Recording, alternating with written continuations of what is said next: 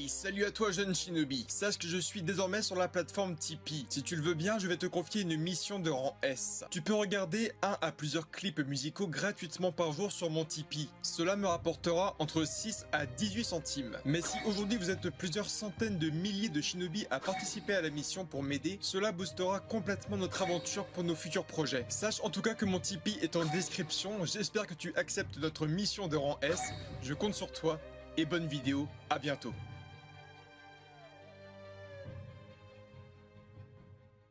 Revenons ensemble sur l'une des plus grandes vidéos de la chaîne YouTube, le cas de Naruto Uzumaki et sa mort. Pourquoi j'en parle si souvent et pourquoi j'y crois dur comme fer? Pour toutes les personnes pensant que je suis uniquement les paroles de Kawaki en chapitre et épisode 1, vous êtes dans le faux. Je reste pas seulement appuyé sur un dialogue entre deux personnages. Au contraire, on parle ici de développement et d'évolution scénaristique avec une seule et unique question. En quoi la mort de Naruto Uzumaki serait importante? Alors oui, je ne souhaite pas la mort d'un personnage avec qui j'ai grandi de mes 7 à 19 ans, bien loin de là. Je souhaite juste voir la série Boruto se démarquer de son prédécesseur et prendre un envol des plus prometteurs. Pour toutes les personnes me disant que Naruto et Sasuke ne mourront jamais, laissez-moi rire. Jamais nous n'aurions imaginé que des personnages comme Jiraiya ou Itachi viendraient un jour à perdre la vie, et pourtant, vous connaissez la suite. Malgré leur charisme, leur puissance légendaire, sans oublier leur histoire touchante et leur grand nombre de fans, ils sont morts en laissant un héritage. L'héritage Naruto et l'héritage Sasuke. Et même avant eux, un grand nombre de shinobi vus comme étant des légendes et des miracles se sont éteints. Hashirama, Madara, Nagato ou encore Minato. Mais pourtant de leur époque, ils étaient vus comme étant invincibles. Il faut comprendre que dans l'univers de Naruto, personne est immortel. Hommage spécial à Neji qui malgré son génie s'est vu mourir en quelques secondes. Alors oui, Naruto est aujourd'hui le plus puissant des Kage jamais connus. Il possède la puissance des 9 démons à queue, une régénération phénoménale et des capacités en taijutsu et ninjutsu incroyables. Mais les ennemis d'aujourd'hui sont terriblement puissants. Et c'est là que vous êtes dans le faux. Vous sous-estimez trop les ennemis. L'organisation Kara possède une puissance folle. Nous connaissons aujourd'hui un membre dans certains détails.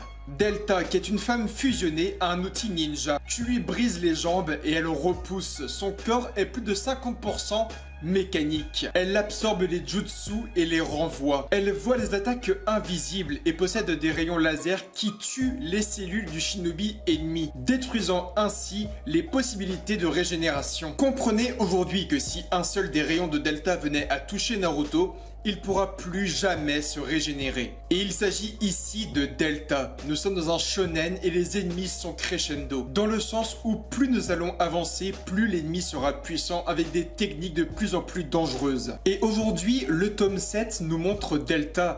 Alors qui sera l'ennemi pour la fin de Boruto qui arrivera pour rappel en 2027? La fin des ninjas, la fin de la flamme de la volonté, la technologie qui prend le devant sur les humains, des ennemis qui ne semblent pas ressentir la douleur et la fatigue, des ennemis qui se régénèrent. Enfin bref, vous commencez à comprendre. Et non, Kara n'est pas non plus la seule organisation méchante du manga. Car depuis la fin de Shippuden, nous savons que l'espace abrite des centaines d'Otsutsuki. Nous avons connu seulement 5, Kaguya, Urashiki, Momoshiki, Kinshiki et Toneri. Via mes anciennes théories, j'expliquais par exemple que la puissance de Gatai Momoshiki serait à des années-lumière du chef des Otsutsuki. Si Kaguya a fui la famille principale et fui la guerre qui éclatait au sein de son clan, c'est que la puissance là-haut devait être affreuse. Je reviens maintenant sur le point de la nouvelle génération et son développement. Dans Naruto, et ce depuis 1999, une nouvelle génération est mieux développée à partir du moment où l'ancienne qui était au passage trop présente, puissante et protectrice, disparaît. Et donc tu me demandes des exemples? Naruto a vécu sa plus belle évolution depuis la mort de son paternel, Jiraiya. Shikamaru a pris la place de stratège depuis la mort de son père qui était le number one en stratégie. Il en va de même pour Asuma qui à son décès lui a fait hériter d'une grande maturité et d'une grande place en tant que chef d'équipe. Sans oublier Ino qui devient en fin de guerre le lien entre les 5 nations. Tu me demandes pourquoi? car son père est décédé juste avant. Mais c'est également le cas de Kakashi qui changera de mentalité une fois que Sakumo attaqué disparaîtra de notre monde. Et des exemples comme cela, il y en a beaucoup dans le monde de Naruto. Aujourd'hui, qui transmet la fougue de la jeunesse? C'est Rock Lee. Et pourquoi? Parce que Guy est inefficace. Pour développer la nouvelle génération, l'ancienne doit disparaître. La génération d'aujourd'hui s'appelle Boruto et pas Naruto. Le développement sera centré sur Boruto Uzumaki et ses amis, et ça a maintenant déjà commencé. Nous sommes maintenant bientôt au 100e épisode. Le personnage attend d'être développé. Mikio Ikemoto révèle même lors de sa deuxième interview qu'il a du mal à développer Boruto Uzumaki, car il possède trop de restrictions à cause de son père. Actuellement, son écriture scénaristique avance plus du tout, car il est aujourd'hui l'ombre du 7e Hokage. Naruto empêche l'évolution de son fils, c'est clairement dit par l'auteur lui-même. Pour développer la génération de Boruto, l'ancienne doit disparaître, je le répète encore. Il s'agit ici de la génération Naruto. Alors oui, tu refuses sûrement de l'entendre, mais c'est la vérité. Je m'en fous totalement des paroles de Kawaki, car sa phrase est subliminale, il n'y a aucun doute là-dessus. Je ne dis à aucun moment que Naruto mourra demain.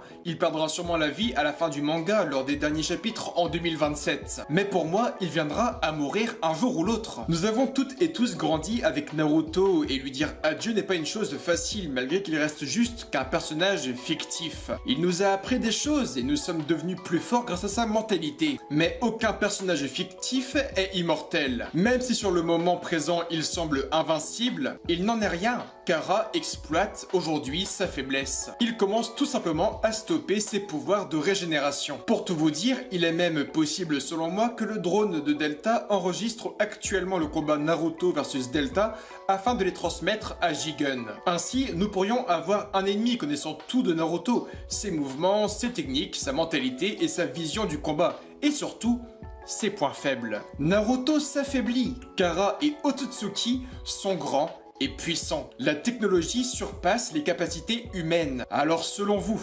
Naruto est toujours immortel ?